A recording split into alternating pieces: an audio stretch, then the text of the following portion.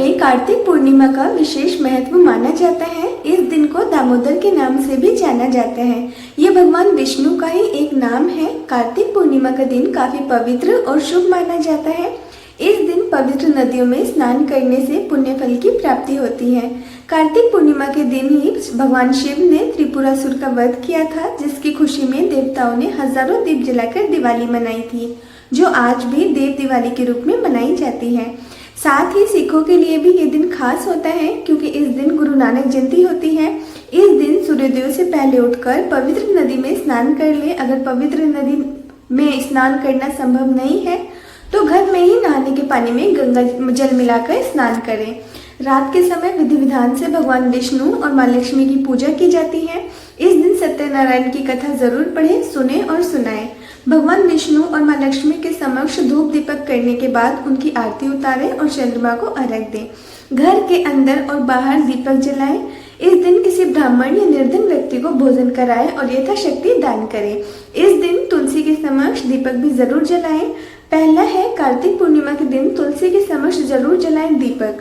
कार्तिक पूर्णिमा का दिन बहुत शुभ और पवित्र माना जाता है। वैसे तो लगभग हर तीज त्योहारों में से लेकर पूजा पाठ तक में तुलसी का प्रयोग किया जाता है, पर कार्तिक महीने में तुलसी का महत्व और भी अधिक बढ़ जाता है। कार्तिक माह में भगवान श्री हरि की पूजा में तुलसी चढ़ाने का फल 10,000 गोदान के बराबर माना गया है। तुलसी नामाष्टक का पाठ करने और सुनने से लाभ दोगुना हो जाता है। पूरे कार्तिक महीने में तुलसी के सामने दीपक जलाकर उनकी पूजा की जाती है। अगर किसी कारणवश आप कार्तिक महीने में तुलसी के सामने दीपक नहीं जला पाए हैं तो आप कार्तिक पूर्णिमा के दिन तुलसी पूजा करके आप सौभाग्य की प्राप्ति कर सकते हैं। दूसरा है कार्तिक पूर्णिमा के दिन तुलसी के पूजन का महत्व। पौराणिक मान्यता है कि कार्तिक शुक्ल एकादशी तिथि को देवी तुलसी का भगवान के शालिग्राम रूप का विवाह हुआ था और पूर्णिमा तिथि को देवी तुलसी का वैकुंठ में आगमन हुआ था। इसलिए कार्तिक पूर्णिमा के दिन देवी तुलसी की पूजा का खास महत्व है। मान्यताओं के अनुसार कार्तिक पूर्णिमा के दिन ही देवी तुलसी का पृथ्वी पर भी आगमन हुआ था। इस दिन नारायण को तुलसी अर्पित करने से अन्य दिनों की अपेक्षा अधिक पुण्य की प्राप्ति होती है। तीसरा है महाभारत काल में कार्तिक पूर्णिमा का महत्व। महाभारत का महायुद्ध समाप्त होने पर पांडव इस बात से बहुत दुखी थे कि युद्ध में उनके सगे संबंधियों की असमय मृत्यु हुई। उनकी आत्मा की शांति कैसे हो। पांडवों की चिंता को देखते हुए भगवान श्री कृष्ण ने पांडवों को पितरों की तृप्ति के लिए उपाय बताए। इन उपायों में कार्तिक शुक्ल अष्टमी से लेकर कार्तिक पूर्णिमा तक की विधि शामिल थी। कार्तिक पूर्णिमा को पांडवों ने पितरों की आत्मा की तृप्ति के लिए गढ़मुक्तेश्वर में तर्पण और दीपदान किया। इस समय से ही गढ़मुक्तेश्वर में गंगा स्नान और पूजा की परंपरा चली आ रही है। भगवान विष्णु के 10 अवतारों में पहला अवतार मत्स्य का माना जाता है। धार्मिक मान्यता है कि भगवान विष्णु ने प्रलय काल में वेदों की रक्षा के लिए मत्स्य रूप धारण किया था। नारायण के पहला अवतार इस पूर्णिमा के दिन होने की वजह से वैष्णव मत में इस पूर्णिमा का विशेष महत्व है। मान्यता यह है कि कार्तिक मास में नारायण मत्स्य रूप में जल में विराजमान रहते हैं और इस दिन मत्स्य अवतार को त्याग कर वापस बैकुंठ धाम चले जाते हैं। चौथा है कार्तिक पूर्णिमा के दिन माँ लक्ष्मी की कृपा पाने के लिए तुलसी की करें पूजा। कार्तिक पूर्णिमा के दिन धन, समृद्धि और सौभाग्य के लिए तुलसी की विशेष पूजा की जाती है। आज के दिन तुलसी पूजन करते हुए तुलसी के पौधे के नीचे दीपक अवश्य जलाएं। आज पूरे 31 दीपक जलाकर अपने घर और गृहस्थी के लिए सौभाग्य की कामना अवश्य करें। शाम के वक्त तुलसी के पास दिया जलाने से लक्ष्मी की कृपा सदैव बनी रहती है। तुलसी का पौधा परिवार को बुरी नजर से भी बचाता है। पांचवा है कार्तिक पूर्णिमा व्रत विधि। कार्तिक पूर्णिमा के दिन व्रत रखकर भगवान विष्णु का पूजन किया जाता है। इस दिन प्रातःकाल उठकर व्रत का संकल्प लेकर किसी नदी या तालाब में स्नान किया जाता है। अगर ऐसा संभव ना हो तो घर पर ही नहाने के पानी में गंगा जल मिलाकर स्नान कर ले। इस व्रत में पूरे दिन अन्न ग्रहण नहीं किया जाता है। इस दिन भगवान विष्णु की प्रतिमा को केसर के दूध में स्नान कराकर पूजन करें और विष्णु सहस्त्र नाम का पाठ करें। कार्तिक पूर्णिमा और सत्यनारायण भगवान की कथा अवश्य सुने। तुलसी जी के पौधे पर दीपदान करें। घर में और बाहर दीपक जलाएं और गाय का दान, दूध, केले, खजूर, अमरूद, चावल, तिल और आंवले का दान जरूर करें। कार्तिक पूर्णिमा के दिन शाम के समय जल में कच्चा दूध मिलाकर चंद्रमा को अर्घ जरूर दें। इस दिन व्रती जल में दूध और शहद मिलाकर पीपल के वृक्ष पर जरूर चढ़ाएं और दीपक भी जलाना चाहिए। क्योंकि इस दिन पीपल के पेड़ पर माँ लक्ष्मी का वास माना जाता है। छठा है, आज 9 ग्रहों के लिए ये दान करें। सूर्य के कारण हृदय रोग और अपयश की समस्या होती है, इसके निवारण के लिए गुड़ और गेहूं का दान करें। चंद्रमा के कारण मानसिक रोग और तनाव के योग बनते हैं, इससे बचने के लिए जल मिश्रित या दूध का दान करें। मंगल के कारण रक्त दोष और मुकदमेबाजी की समस्या होती है, इससे बचने के लिए मसूर की दाल का दान करें। बुध के कारण त्वचा और बुद्धि की समस्या होती है, इसके निवारण के लिए हरी सब्जियों और आंवले का दान करना चाहिए। बृहस्पति के कारण मोटापा, पाचन तंत्र और लीवर की समस्या हो जाती है, इसके निवारण के लिए केला, मक्का और चने की दाल का दान करें। शुक्र के कारण मधुमेह और आंखों की समस्या होती है, इसके निवारण के लिए घी, मक्खन और सफेद तिल आदि का दान करना चाहिए। शनि के कारण स्नायु तंत्र और लंबी बीमारियां हो सकती है, इसके निवारण के लिए काले तिल और सरसों के तेल का दान करना चाहिए।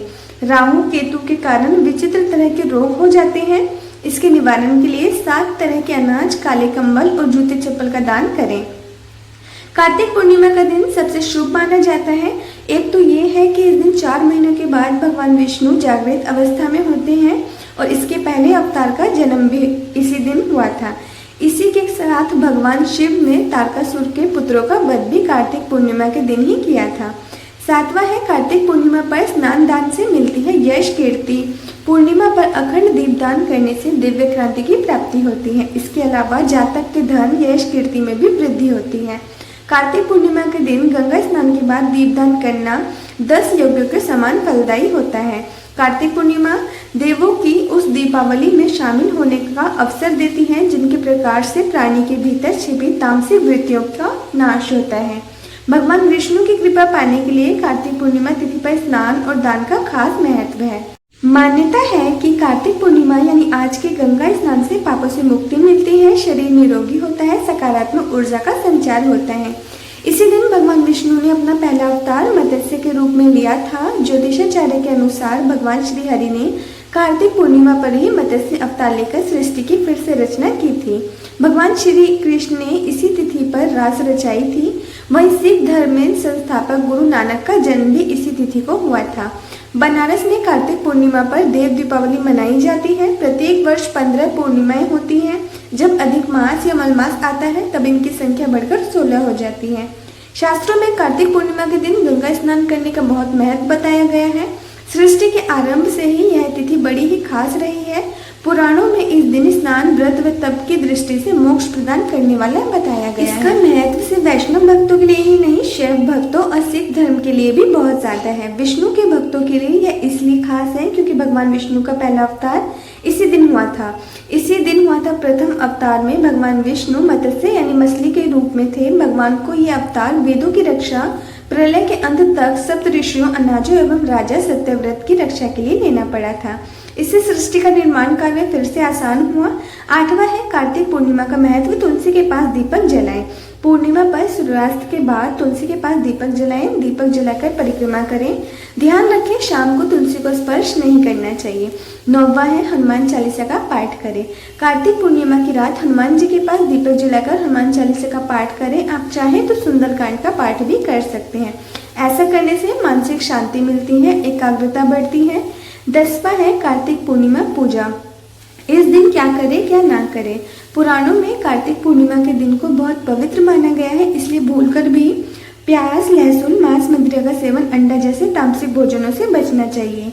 इस दिन ब्रह्मचर्य का पालन करना चाहिए। 11वां है, कार्तिक पूर्णिमा के दिन स्नान और दान कैसे करें। प्रातःकाल स्नान के पूर्व संकल्प ले, फिर नियम और तरीके से स्नान करें। स्नान करने के बाद सूर्य को अर्घ्य दें, साफ वस्त्र धारण करें और फिर मंत्र जाप करें।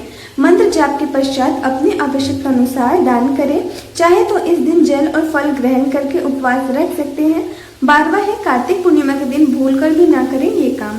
कार्तिक पूर्णिमा को बेहद शुभ दिन माना जाता है। इस दिन तामसिक भोजन का सेवन ना करें। कार्तिक पूर्णिमा के दिन घर पे किसी तरह का कलह करने से बचना चाहिए। कार्तिक पूर्णिमा के दिन गरीब और असहाय लोगों का अपमान नहीं करना चाहिए। अगर आपको हमारी वीडियो अच्छी लगी हो तो वीडियो को लाइक करके चैनल को सब्सक्राइब जरूर से कर दीजिएगा।